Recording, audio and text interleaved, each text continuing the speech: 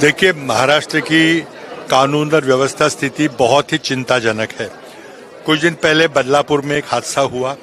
4-4 साल के बच्चों पे किसी ने अत्याचार किया और एक आदमी को वहां पे गिरफ्तार करके सामने रखा गया और उसको एनकाउंटर करके उसकी आवाज बंद कर दी गई। तो इसके पीछे कोई और व्यक्ति है जिसको बचाने की कोशिश सरकार की ओर से हुई। ये बदलापुर की घटना हुई। एनकाउंटर किलिंग महाराष्ट्र में होते थे लेकिन अब बंद हो गए थे। अब ये जो है, क्या ये गैंगलैंड किलिंग है, क्या ये एक्सटॉर्शन किलिंग है, क्या ये पॉलिटिकल एनिमिटी है, क्या है ये? कोई तो इसकी जिम्मेदारी ले। 15 दिन पहले बाबा सिद्दीकी को जान लेने की धमकियां आई थी, उसके बाद उनकी सुरक्षा व्यवस्था बढ़ाई थी, फिर भी इनकी हत्या हुई है।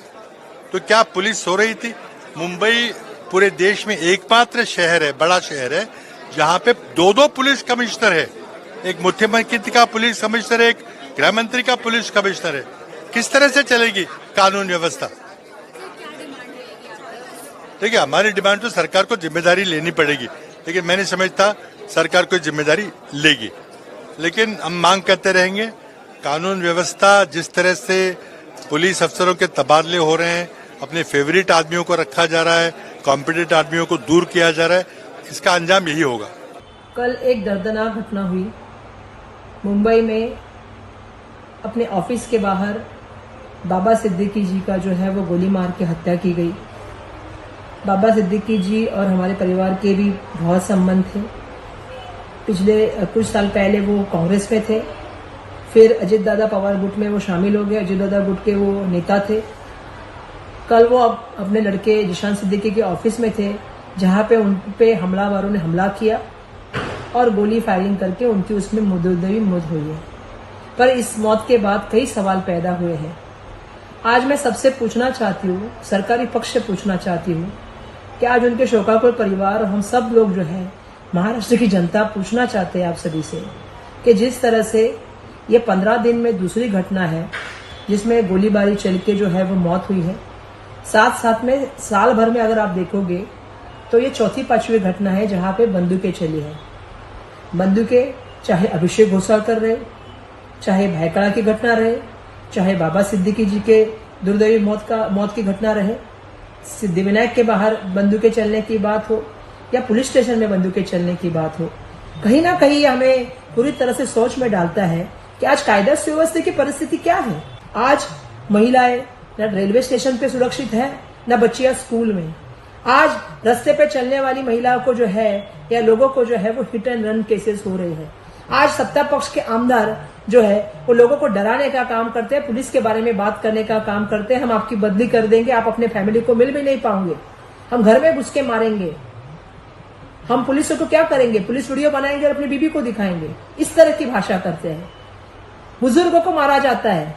ये महाराष्ट्र की परंपरा नहीं है। ये कौन सा महाराष्ट्र हम दे रहे हैं? जिस व्यक्ति को वाई सिक्योरिटी होती है उस व्यक्ति को गोली मारी जाती है, वो भी बीच सड़क में, मुंबई जैसे शहर में।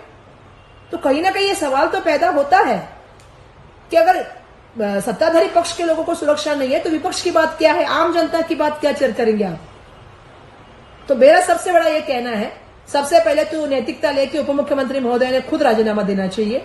अगर वो नहीं देते हैं तो मुख्यमंत्री ने और केंद्रीय मंत्रियों ने उनसे राजीनामा ले लेना चाहिए, क्योंकि महाराष्ट्र की कायदा सुव्यवस्था का जो आज अवस्था है वो कहीं ना कहीं सबके कंसर्न की बात है।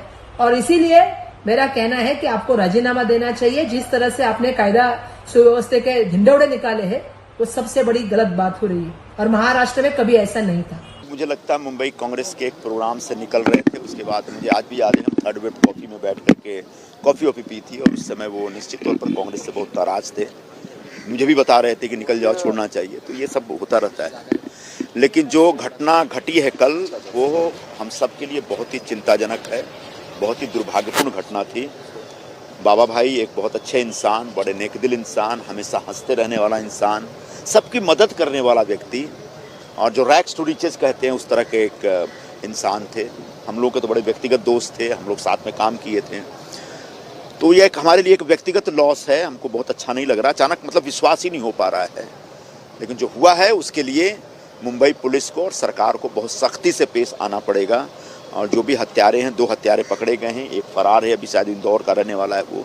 और मुझे बताया गया कि वो लगभग 1 महीने से कुर्ला में कोई फ्लैट लेकर रह रहे थे और उनकी रेकी कर रहे थे। तो उसको यहाँ लाने वाले कौन, उनको सुपारी देने वाले कौन, इन सब की जांच होनी चाहिए। और इस सब की जांच के लिए मुंबई पुलिस और हमारा क्राइम ब्रांच बहुत सक्षम है, बहुत प्रोफेशनल टीम है हमारे पास। तो जितना जल्दी हो इसकी छानबीन करें और पता लगाएं कि कौन से ग्रुप हैं, कौन से लोग हैं जिन्होंने हमारे एक इतने अजीज दोस्त की जान ली। नहीं, देखिए ऐसा है, कोई भी अपराध होता है या आपराधिक घटना घटती है तो निश्चित तौर पर वो पुलिस के लिए एक चैलेंज होता है, कानून के लिए चैलेंज होता है, सरकार के लिए चैलेंज होता है। लेकिन उसे घटना के आधार पर कहना कि पूरा कानून और व्यवस्था कोलैप्स हो गई है, मुझे लगता है ये निष्कर्ष निकालना थोड़ी ज्यादती होगी। और जो लोग फडणवीस जी से इस्तीफा मांग रहे हैं, मैं उनसे यही पूछना चाहता हूं कि आप फडणवीस जी की जगह बैठ जाइए और आप गारंटी दे दीजिए कि फिर कभी गोली नहीं चलेगी मुंबई में। सर मराठी अपराधी हैं, खतरनाक हैं। इन अपराधियों से निपटने के लिए हमको संकल्प लेना पड़ेगा। और ऐसे हादसों के समय राजनीति नहीं की जाती है। ये एक हमारे दोस्त के पिता की जान गई है, एक हमारे दोस्त की जान गई। तो ऐसे में कोई राजनीति करने के बजाय कैसे इस तरह के हादसे आइंदा न हो, हमारा कोई भाई, हमारा कोई साथी किसी की गोली का निशाना न बने, इसके ऊपर सोचना चाहिए, न कि राजनीति करनी चाहिए।